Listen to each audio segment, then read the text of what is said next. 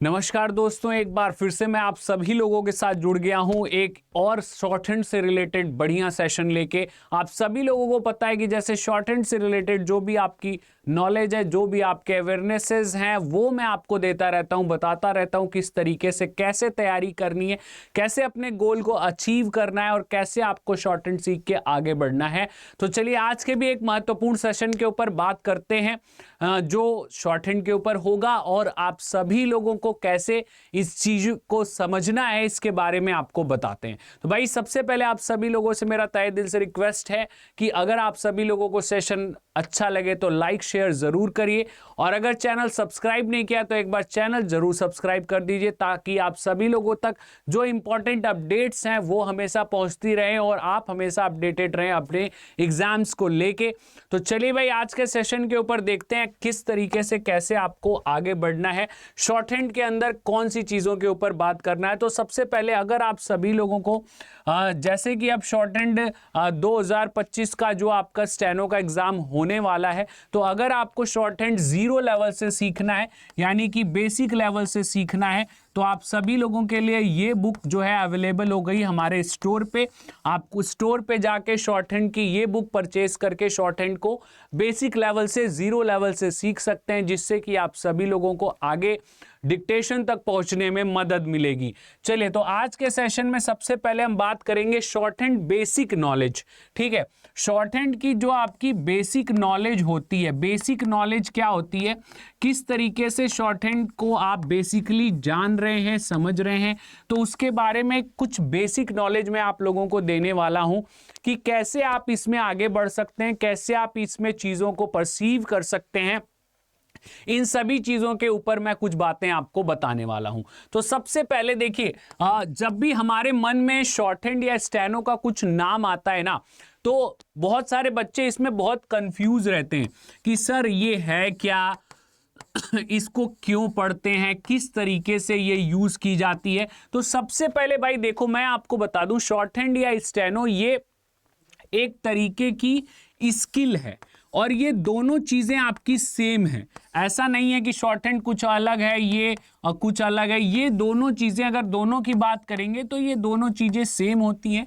एक ही चीज के दो नाम है, चाहे आप शॉर्ट हैंड कहिए चाहे आप स्टेनो कहिए। अब ये जो आपका स्किल है इसकी आपको प्रिपरेशन करनी पड़ती है फ्रॉम बेसिक टू एडवांस। अब फ्रॉम बेसिक टू एडवांस किस तरीके से प्रिपरेशन करते हैं, तो जैसा कि आप सभी लोगों को पता है कि जैसे आप कोई भी सब्जेक्ट पढ़ते हो, चाहे मैथ्स हो, जीएस हो, जीके हो, इंग्लिश हो, कोई भी सब्जेक्ट्स हो, तो उसमें सबसे पहले उसका बेसिक पार्ट आपको पढ़ना पड़ता है। तो वैसे ही शॉर्ट हैंड के अंदर भी इसका बेसिक पार्ट आपको पढ़ना पड़ता है। एक बेसिक बुक होती है जो कि आप सभी लोगों को कंप्लीट करनी पड़ती है। तो सबसे पहले ये बेसिक बुक जो है वो कंप्लीट करनी है। इसी को मैंने बताया कि ये जो आपकी शॉर्ट हैंड की बेसिक बुक है, इससे आप अपने शॉर्ट हैंड का जो बेसिक पार्ट है वो कंप्लीट कर सकते हैं और काफी लेस टाइम में कंप्लीट कर सकते हैं, काफी कम समय में कंप्लीट कर सकते हैं। तो ये बुक आपको हेल्प करेगी आपके बेसिक पार्ट को कवर करने में कि किस तरीके से आप लोगों को शॉर्ट हैंड के जो रूल्स हैं, जो नियम्स हैं, जो कंडीशंस हैं, उनको कैसे समझना है और उन पे बेस्ड जो आपके प्रैक्टिसेस हैं वो प्रैक्टिसेस आपको इसके माध्यम से करनी है। तो जब आप उनको प्रैक्टिसेस को कर लेंगे, रूल्स को, नियमों को समझ लेंगे, देन फिर आप जो है इसके बाद इस पे आ जाएंगे स्पीड पे। स्पीड का मतलब यहां पे ये होता है, स्पीड यहां पे डायरेक्टली रिलेटेड होती है डिक्टेशन से। जैसे एग्जाम में आप जब जाते हैं, जो आपका एग्जाम होता है वहां पे आपको डिक्टेशन बोली जाती है।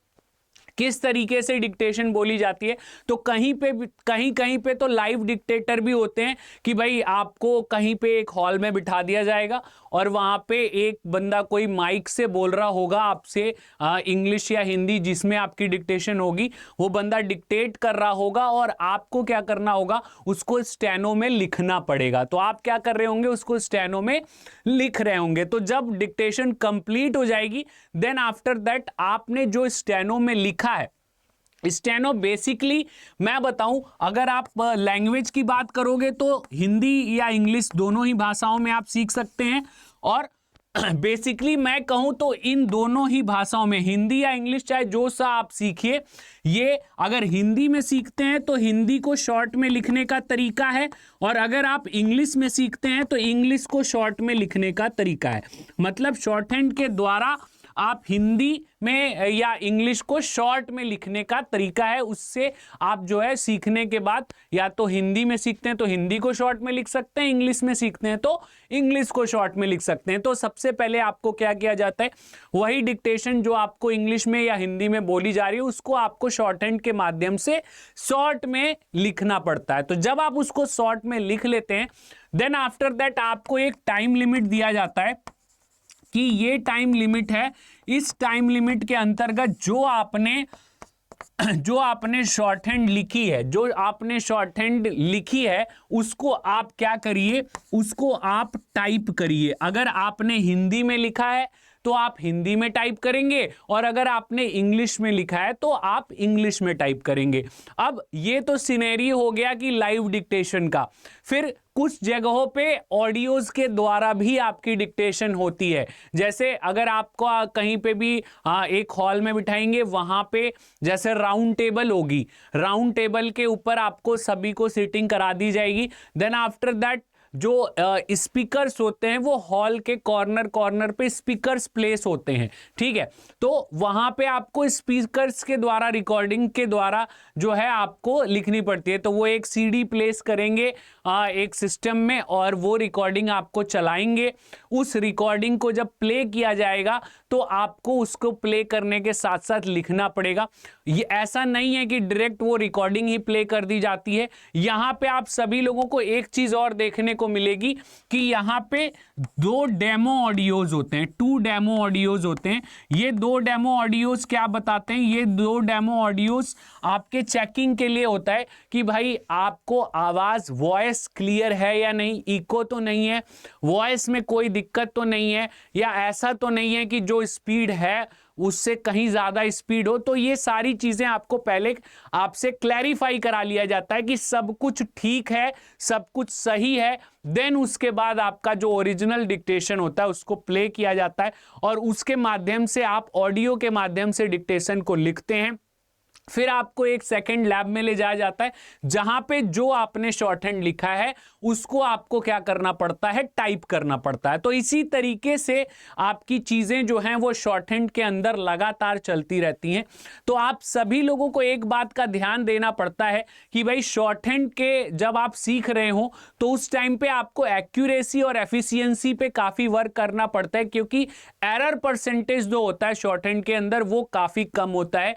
अगर आप 1000 की डिक्टेशन लिख रहे हैं तो वहां पे आपको 5% तक की मिस्टेक्स ही अलाउड होती हैं, और अगर आप जो है 800 की डिक्टेशन लिख रहे हैं तो वहां पे 7% तक की मिस्टेक्स जो हैं वो अलाउड होती हैं। तो आपको अपने एरर्स कम रखने होते हैं। ऐसा नहीं कि भाई आपने 800 का पैसेज लिखा और उसमें 100 वर्ड गलत कर दिए तो भी आपका सिलेक्शन कैसे हो पाएगा।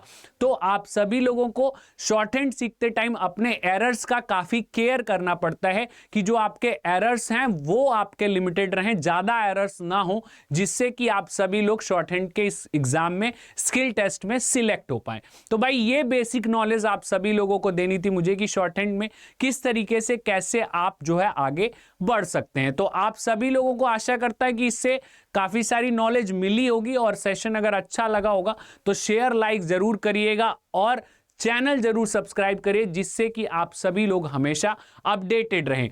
और अगर आपको तैयारी करनी है और अगर आप चाहते हैं कि आप हमारे पास बैचेस ले पाएं शॉर्ट हैंड के, तो वो चीज भी आप कर सकते हैं। उसके लिए आपको जो है गूगल के ऊपर जाना पड़ेगा। गूगल के ऊपर यहाँ पे आप अगर अड्डा 24/7 सर्च करेंगे, फर्स्ट पॉइंट आएगा, इस पे आप क्लिक करेंगे और कोर्सेज में जाएंगे। ऑल कोर्सेज के अंदर आपको सबसे पहले एसएससी के अंदर आना है, और एसएससी के अंदर जाते ही आपको एसएससी स्टेनोग्राफर का सेक्शन मिलेगा। अब यहां से आप कोर्सेज परचेज करके अपनी स्टेनोग्राफी की तैयारी जो है वो कर सकते हैं। यहाँ पे अलग अलग कोर्सेज आपको अवेलेबल मिल जाएंगे। अगर आपको एसएससी स्टेनोग्राफर का पूरा बैच चाहिए, like CBT exam and skill test, तो वो भी मिल जाएगा। ओनली स्टेनो का कोर्स चाहिए, ओनली स्टेनो का कोर्स भी मिल जाएगा।